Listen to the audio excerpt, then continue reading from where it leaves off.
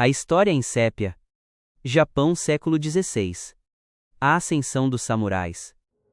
O Japão do século XVI era um dos lugares mais caóticos do mundo. Guerras em todo canto, governos desmoronando, nobres perdendo poder para quem menos se esperava. Esse período tem um nome: Sengoku Jidai, a Era dos Estados Combatentes, e não é exagero. A raiz de tudo estava no enfraquecimento do shogunato Ashikaga. Quando a autoridade central vacila, cada um passa a cuidar dos próprios interesses. E foi exatamente isso que aconteceu. Mas o detalhe mais fascinante desse período é o surgimento do Gekokujo, o inferior derrubando o superior. Pela primeira vez, linhagem familiar não era mais garantia de poder. Homens de origem humilde ascenderam pelo mérito e pela força. Uma virada na lógica social japonesa que abriu caminho para a reunificação do país. E mais uma curiosidade geek: pode um personagem desta era ser inspiração para o ícone Darth Vader de Star Wars? É o que vamos explorar neste vídeo. No arco geral, a história desse século segue uma lógica clara.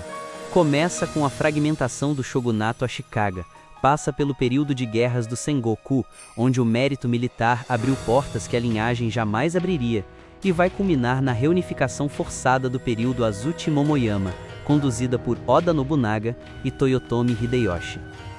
O capítulo final quem escreve é Tokugawa Ieyasu, que transforma tudo isso em uma ordem centralizada, estável e rigidamente hierárquica, o Shogunato Tokugawa, que vai durar mais 2 séculos e meio. Oda Nobunaga, o radicalismo do tolo de Owari. Oda Nobunaga é frequentemente retratado como uma figura impiedosa, ganhando a alcunha de Rei Demônio. No entanto, sua juventude revela uma complexidade comportamental que desafiava todas as normas da aristocracia samurai da época. Nobunaga era conhecido como o Tolo de Owari, Owari no Otsuki, devido ao seu desdém pelas vestimentas formais e protocolos sociais. Antes de se tornar o homem que quase unificou o Japão, Oda Nobunaga era conhecido por um apelido nada lisonjeiro, o Príncipe Tolo, e não era sem motivo. Ele andava pelas ruas com roupas desleixadas, comia melões a cavalo e cuspia sementes no meio do caminho. O tipo de comportamento que envergonharia qualquer família nobre da época. Mas o episódio mais marcante veio no funeral de seu próprio pai. Nobunaga apareceu com trajes completamente inapropriados para a cerimônia e jogou o incenso ritual contra o altar. Um desrespeito tão grave que seu mentor, Hiratchi Kiyohide, cometeu seppuku como forma de repreensão. É uma história que poderia terminar aí, como a de um jovem irresponsável que destruiu sua própria reputação. Mas o que torna Nobunaga fascinante é justamente o contraste. Esse mesmo homem viria a ser o líder mais temido e transformador de seu tempo. Contrariando a imagem de apenas um guerreiro brutal, Nobunaga possuía uma curiosidade intelectual vasta. Ele foi um dos primeiros a adotar o arcabuz Tanegashima de forma sistemática, transformando o campo de batalha na Batalha de Nagashino em 1575, através do uso de atiradores protegidos por paliçadas. Outro aspecto pouco explorado em dramas de ação, mas historicamente relevante, era sua obsessão pelo sumô. Nobunaga organizava torneios anuais massivos para recrutar guerreiros baseando-se na força física pura, e disse que as regras modernas do esporte e o design do ringue, doio, começaram a tomar forma sob seu patrocínio. Sua abertura a influências externas estendia-se aos jesuítas e missionários estrangeiros. Nobunaga permitia a operação de cristãos em seus territórios não por devoção religiosa, mas como um contrapeso político às influências das seitas budistas militantes, como os Ikuiki, que ele reprimiu com violência extrema. Esta disposição para o novo manifestou-se de forma mais proeminente em seu relacionamento com Yasuke, o homem africano que ele elevou ao status de vassalo e samurai. Toyotomi Hideyoshi personifica a fluidez social do período Sengoku.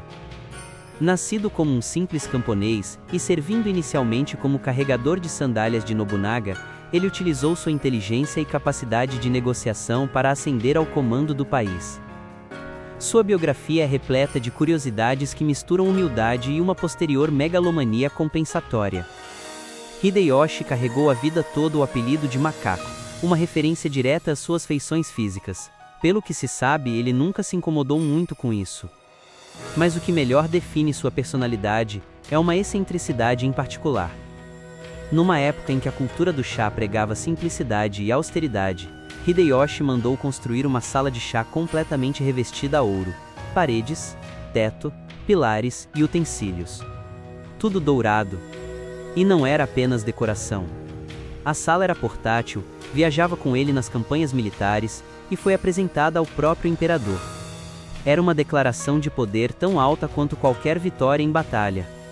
Em um homem que nasceu sem nome, sem título e sem linhagem, o ouro falava o que as palavras não conseguiam.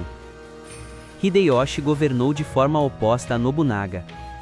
Enquanto Nobunaga quebrava regras, Hideyoshi as enrijeceu, porque agora as regras trabalhavam a seu favor. Em 1588, ele proibiu que qualquer pessoa fora da classe samurai portasse armas.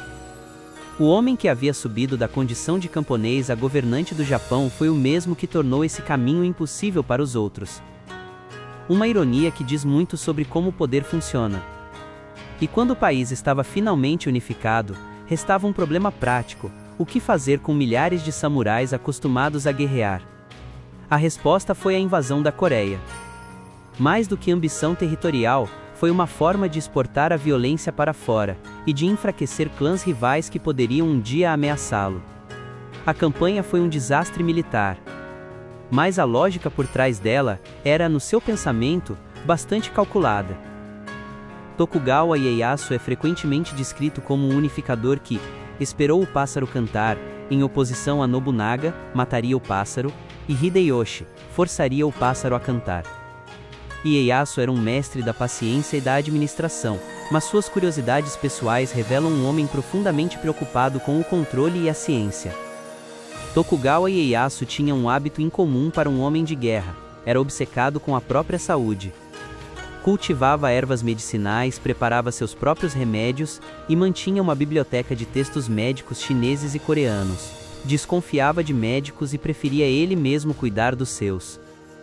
Pode parecer excentricidade, mas teve um efeito muito concreto. Ele viveu até os 75 anos, uma idade extraordinária para os padrões da época, e sobreviveu a todos os seus rivais. No fim, quem herdou o Japão foi o homem mais paciente e mais saudável da sala. Ieyasu tinha um fascínio genuíno pela tecnologia ocidental. Em 1611, recebeu do rei Filipe III da Espanha um relógio de bronze dourado, presente pelo resgate de marinheiros náufragos. Ele o estimava tanto que raramente o deixava funcionando para não desgastar as peças. O relógio existe até hoje, preservado quase intacto, no Museu Kunozan Toshogu. Outra paixão menos óbvia era a falcoaria. Ieyasu realizou mais de 1000 expedições de caça ao longo da vida, e não apenas por prazer. Para ele, percorrer territórios com falcões era também uma forma disfarçada de inspecionar suas terras, observar as condições do povo e medir a lealdade de seus súditos, sem o protocolo rígido de uma visita oficial. Até no lazer, Ieyasu estava trabalhando. Dachi Masamune, dragão de um olho só de Oshu, perdeu o olho direito pela varíola ainda criança, desfiguração que fez sua própria mãe preferir o irmão mais novo como herdeiro. A extirpação foi provavelmente realizada por seu conselheiro mais próximo, Katakura Kojuro. E o famoso tapa-olho de metal? Exames em seus restos mortais nunca encontraram evidência dele. O símbolo mais icônico do personagem pode ser pura lenda. Uma curiosidade cultural fascinante é a influência da armadura de Masamune em Hollywood. O design do capacete de guerreiro de preto que foi seduzido pelo lado negro da força, criado por Ralph McQuarrie para George Lucas, foi diretamente inspirado no kabuto de samurais do período Sengoku, especificamente na silhueta intimidante e na proteção de nuca da armadura de Masamune. Embora o capacete de Vader não tenha a lua crescente dourada e frontal de Masamune, a estética geral de guerreiro tecnológico negro ecoa a presença temível do dragão de um olho só no campo de batalha. Agradeço por assistir o vídeo até o final, curte, compartilha e inscreva-se para receber novos vídeos.